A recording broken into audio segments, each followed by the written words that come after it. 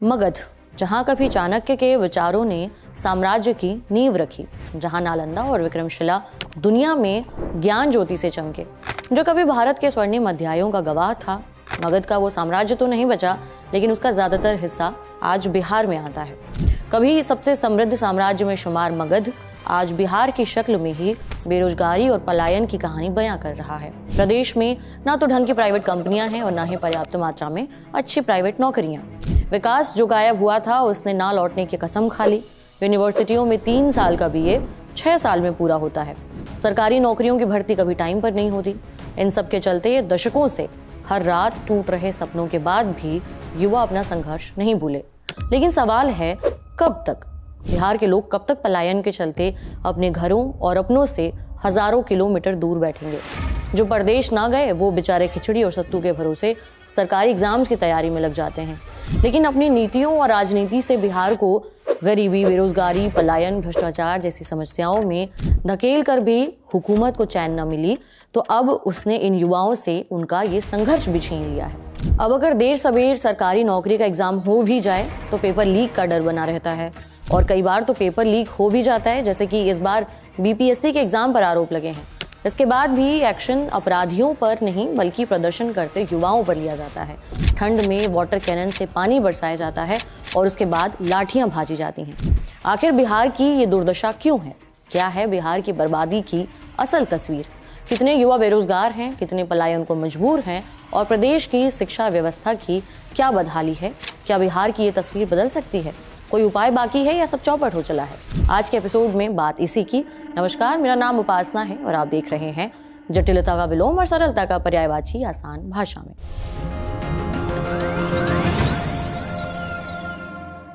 बिहार के जड़ में घुले मट्ठे का रंग कायदे से समझने के लिए गोला प्रकार रखकर 4 बिंदुओं के इर्द गिर्द गोला बनाते हैं।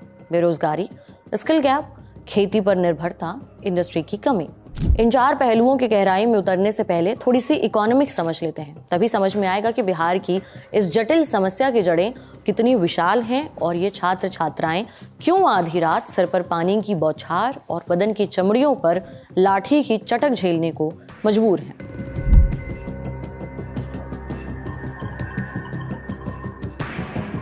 आंखों में ख्वाब है नौकरी का और पेट में एक आग है बेरोजगारी की, जो झारिया के कोयले की खदान की तरह न जाने कितने सालों से अंदर ही अंदर दहके जा रही है।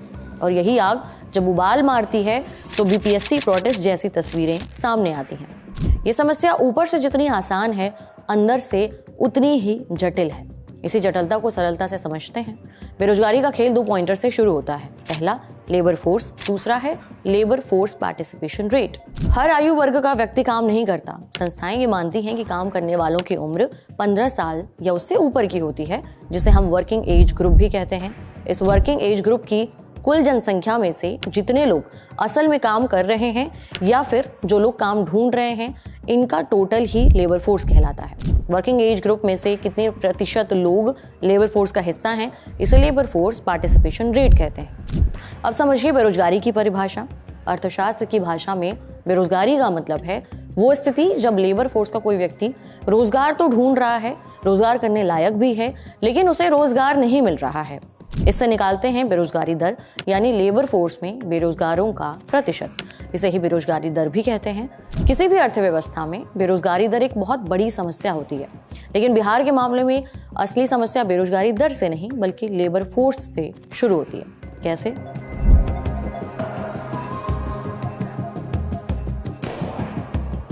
आपने बार बार एक शब्द का जिक्र सुना होगा, डेमोग्राफिक डिविडेंड।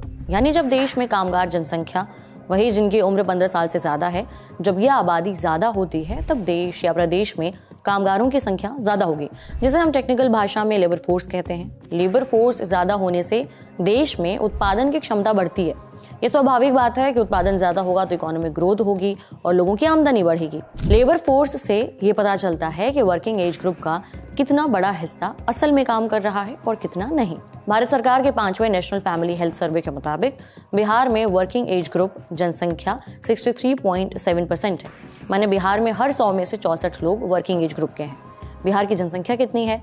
13.3 करोड़। तो इस हिसाब से बिहार की वर्किंग एज ग्रुप की संख्या करीबन 8.4 करोड़ होती है। लेकिन अक्टूबर 2024 में भारत सरकार की सालाना report periodic labour force survey के हिसाब से इस 8.4 करोड़ की संख्या में से 79.7% महिलाएं और 51.9% पुरुष ना ही कोई रोजगार कर रहे हैं और ना ही रोजगार की तलाश में हैं। इसका भी आंकड़ा समझते हैं। महिलाओं और पुरुषों का अनुपात 882 रेशियो 1000 का है, यानी हर 1000 पुरुष पर 882 महिलाएं हैं। लेकिन ये अनुपात अलग अलग आयु वर्ग में ऊपर नीचे होगा, तो बात को समझने के लिए हम इसे मोटा माटी मान लेते हैं कि 1000 पुरुष हैं तो 1000 महिलाएं भी हैं। अब मान लेते हैं कि 8.4 करोड़ में से 4.2 करोड़ महिलाएं हैं और उतने ही पुरुष भी हैं जिनकी उम्र 15 साल से ज्यादा है। अब इन 4 करोड़ 20 लाख महिलाओं में से लगभग 3 करोड़ 34 लाख महिलाएं और 4 करोड़ 20 लाख पुरुषों में से लगभग 2 करोड़ 18 लाख पुरुष ना तो कोई रोजगार कर रहे हैं और ना ही किसी रोजगार की तलाश में हैं। मसलन वो लेबर फोर्स का हिस्सा भी नहीं है। माने ये वो लोग हैं जिनका ध्येय बन चुका है, अजगर करे ना चाकरी, पंछी करे ना काम, दास मलूका कह गए सबके दाता राम। ये रिपोर्ट बताती है कि बिहार में 2023-24 के बीच लेबर फोर्स पार्टिसिपेशन रेट 34.5% रहा महज, यानी कि वर्किंग एज ग्रुप और लेबर फोर्स के बीच में 29.2% का फर्क है। लोगों की संख्या यानी कि हेड काउंट में कहें तो वर्किंग एज के करीबन 2.5 करोड़ लोग बिहार में ना तो किसी तरह की नौकरी कर रहे हैं और ना ही उन्हें रोजगार की तलाश है, या कह सकते हैं कि वो अब थक हार कर घर बैठ गया है और इसके बावजूद भी प्रदेश में बेरोजगारी है। इन सब वजहों से बिहार का युवा जो प्रदेश का एसेट है वो अब प्रदेश के लिए लायबिलिटी बन चुका है, यानी भार बन चुका है। कैसे? कम लेबर फोर्स पार्टिसिपेशन इकोनॉमी की सेहत के लिए काफी नुकसानदायक है। ऐसे सिचुएशन में डेमोग्राफिक डिविडेंड तो मिलने से रहा, मतलब उस आबादी का इकोनॉमी को फायदा होने से रहा, उल्टा नुकसान होगा जिसे इकोनॉमिक्स में डेमोग्राफिक डिजास्टर कहते हैं। कैसे? क्योंकि इससे हाउस होल्ड इनकम यानी घरेलू आमदनी कम होती है, जिससे पूरी इकोनॉमी में डिमांड घट जाती है। फिर इस कम होती डिमांड के कारण उद्योगों को घाटा होता है और आखिर में उद्योग बंद होने शुरू हो जाते हैं और नौकरियों की संख्या में गिरावट होती है। सो अलग इन तमाम वजहों से बेरोजगारी और ज्यादा बढ़ जाती है, यानी एक विशियस साइकिल या कुचक्र शुरू हो जाता है। ऐसा तो है नहीं कि यह समस्या बैठे बैठे पैदा हो गई, इसके पीछे कई कारण हैं। सबसे पहला है स्किल गैप।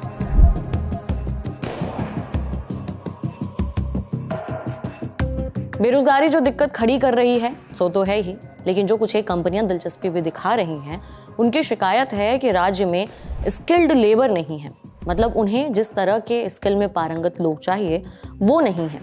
इसकी जड़ें बिहार की एजुकेशन पॉलिसी में जाती हैं। हायर एजुकेशन, प्राइमरी एजुकेशन दोनों में क्वालिटी एजुकेशन की समस्या है। 2011 की जनसंख्या के मुताबिक लिटरेसी रेट के मामले में बिहार सबसे पिछड़ा राज्य है। इसका लिटरेसी रेट जो है वो 63.5% है। ASER 2022 की रिपोर्ट कहती है कि बिहार में एजुकेशन की स्थिति बहुत ही खराब है। उसके कुछ आंकड़े देखते हैं।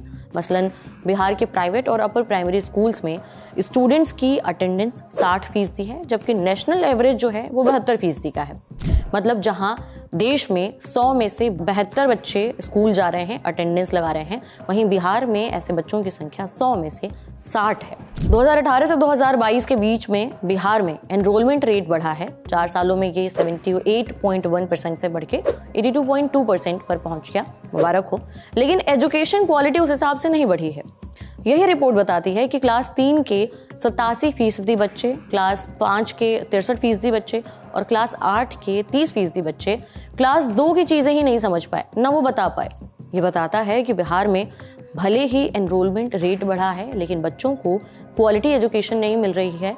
इसी तरह जो हायर एजुकेशन यानी कॉलेज यूनिवर्सिटी से पढ़ने वाले बच्चे हैं, उनके पास डिग्री जरूर आ जाती है, लेकिन उस डिग्री से उन्हें हाई पेइंग जॉब्स नहीं मिलती हैं, मतलब मोटी कमाई वाली नौकरियां नहीं हैं। अब सवाल आता है कि फिर लोग काम करेंगे क्या? पूरी बात समझने के लिए हमें थोड़ा रिवर्स गियर में जाना होगा, उदारीकरण वाले साल में, क्योंकि बिहार के बर्बादी की जड़ें वहीं नजर आती हैं। 1980 और 90 के दशक में बिहार की इकोनॉमी गहरे भंवर में घूम रही थी, जहां एक तरफ ज्यादातर राज्य आर्थिक मोर्चे पर ग्रोथ दर्ज करा के इतरा रहे थे, वहीं दूसरी तरफ बिहार के आंकड़े नंबर स्केल पर शून्य के नीचे यानी नेगेटिव थे। जमीन, लेबर और पानी जैसे संसाधनों से ओतप्रोत होने के बावजूद प्रदेश की गिनती सबसे गरीब राज्यों में हो रही थी। जनसंख्या का विस्फोट, गरीबी, कम शैक्षणिक दर, खेती किसानी में घटती प्रोडक्टिविटी में फंसे बिहार को टैग मिला बीमारू राज्य का। दरअसल राज्य में मैन्युफैक्चरिंग और टर्शियरी सेक्टर जैसे कि आईटी या अन्य सेवाओं में कोई खास बढ़ोतरी नहीं हुई, इसलिए लोगों को खेती बाड़ी ही कमाई का आसान रास्ता लगा। और आज आलम यह है कि ताजा आंकड़ों के मुताबिक बिहार की कुल 47.8% आबादी इस समय खेती से जुड़ी गतिविधियों में ही लगी हुई है।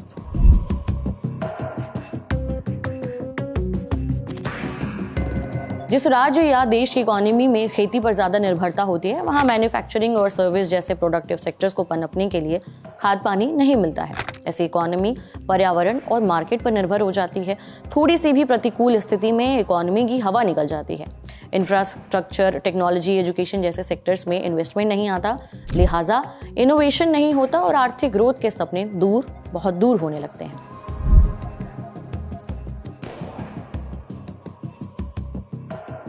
दो 2021-22 में जीएसडीपी बिहार की 10.98% की दर से बढ़ी, जो देश भर में तीसरा सबसे हाईएस्ट ग्रोथ रेट था। लेकिन जब इस जीएसडीपी के आंकड़ों को और ध्यान से देखेंगे तो पता चलेगा कि बिहार की इकोनॉमी में इंडस्ट्रीज का योगदान महज 18.1% का है। सबसे ज्यादा 60.7% योगदान सर्विस सेक्टर का है और उसके बाद एग्री सेक्टर का 21.2%। आलम यह है कि देश भर में इंडस्ट्रियल आउटपुट में बिहार का योगदान नाम मात्र का हो जाता है, महज 0.5%। सबसे ज्यादा नौकरियां IT, health care, telecom, infra, retail sector देते हैं, लेकिन बिहार में इनमें से किसी भी सेक्टर की बड़ी कंपनियां आपको नहीं नजर आएंगी। Ministry of commerce and industry के अंदर आने वाला एक ट्रस्ट है इंडियन ब्रांड इक्विटी फाउंडेशन। उसके हिसाब से राज्य में सबसे ज्यादा इंडस्ट्री अगर हैं तो वो फूड प्रोसेसिंग की हैं, dairy, sugar, chemical, tobacco, textile, रबड़ या फिर लेदर की। ये ऐसी इंडस्ट्रीज हैं जिनमें हाई स्किल्ड लेबर की जरूरत नहीं है और ना ही उनका मेहनताना बहुत ज्यादा है। बिहार से न्यू एज या फिर बड़े पैमाने पर नौकरी देने वाली और अच्छी सैलरी देने वाली इंडस्ट्रीज नदारद हैं। नवंबर 2024 में खबर आई कि बिहार में आईटी कंपनियों ने 200 करोड़ के इन्वेस्टमेंट का इंटेंट जताया है, जिसका खूब बाजा बजाया गया। लेकिन ध्यान दीजिएगा, ये अभी इंटेंट मात्र है, मतलब इरादा भर जताया गया है। असल में अभी तक किसी भी कंपनी ने कोई इन्वेस्टमेंट नहीं किया है।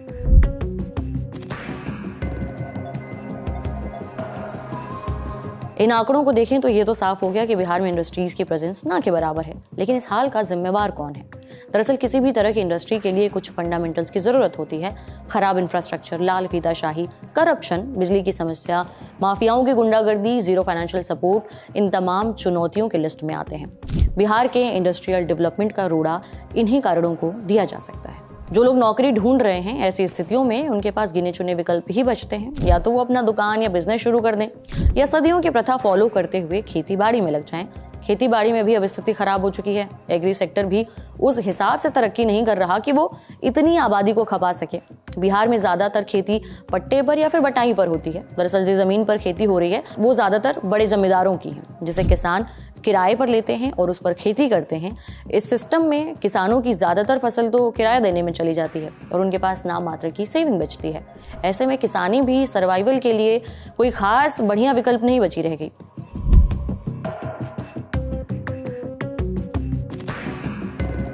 अब दूसरा विकल्प आता है नौकरी का। या तो प्राइवेट नौकरी करेंगे या सरकारी।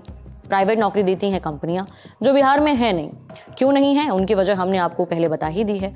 ऐसे में लोगों की प्राथमिकता बस पैसे कमाना हो जाती है, अब चाहे वो जिस काम से मिले, जैसे डिलीवरी पार्टनर बनकर या फिर किसी भी छोटी मोटी फैक्ट्री में मजदूरी कर। जो युवा टैलेंटेड हैं, कैलिबर हैं, जिन्हें लगता है कि वो किसी बड़ी नौकरी के लिए बने हैं, किसी बड़ी कंपनी में काम कर सकते हैं, वो इस तरीके के छुटपुटिया कामों में नहीं लगना चाहते हैं और इस तरह उनके दिमाग में चढ़ता है सरकारी नौकरी का खुमार। जब बिहार के छात्रों से पूछेंगे कि किस तरह की नौकरी करना चाहते हैं, उनमें से ज्यादातर का जवाब होगा सरकारी नौकरी। क्यों?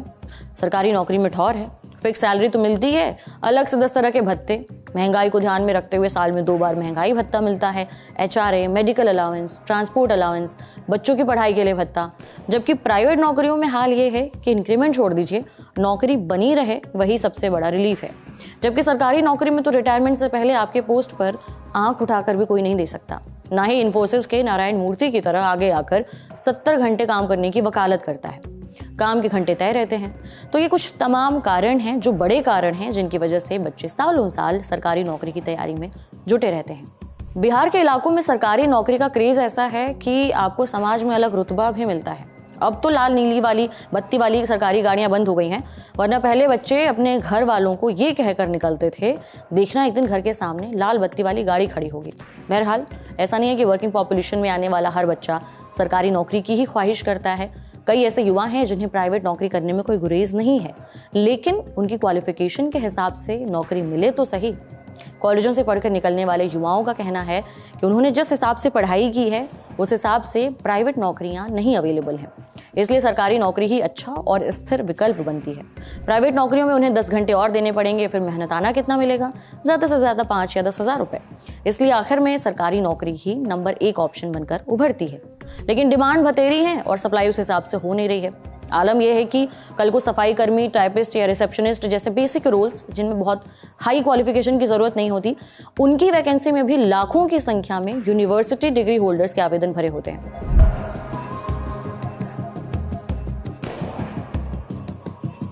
अगली समस्या ये है कि एक तो भर्तियां आ नहीं रही हैं और जो आ रही हैं उनके पेपर लीक करा दिए जा रहे हैं। 2023-24 के राज्य बजट में बीपीएससी, एसएससी और टेक्निकल सर्विस कमीशन के जरिए 63,900 पदों पर भर्ती का आदेश जारी किया गया था।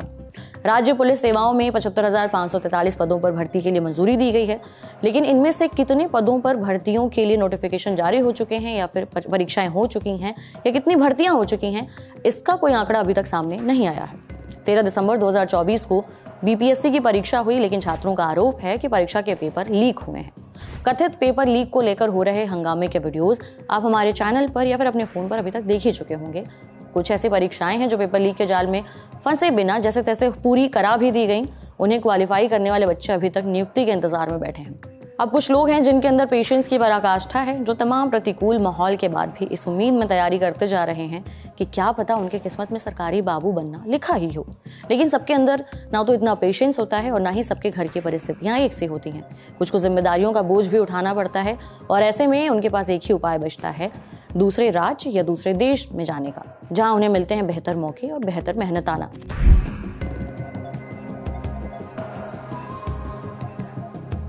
अब सबको सरकारी नौकरी मिलेगी नहीं, प्राइवेट नौकरी का बिहार में स्कोप बचा नहीं है, तो यहाँ से शुरू होता है पलायन। भारत छोड़िए, दुनिया का कोई ऐसा कोना आपको नहीं मिलेगा जहाँ आपको बिहार के लोग नहीं मिलेंगे।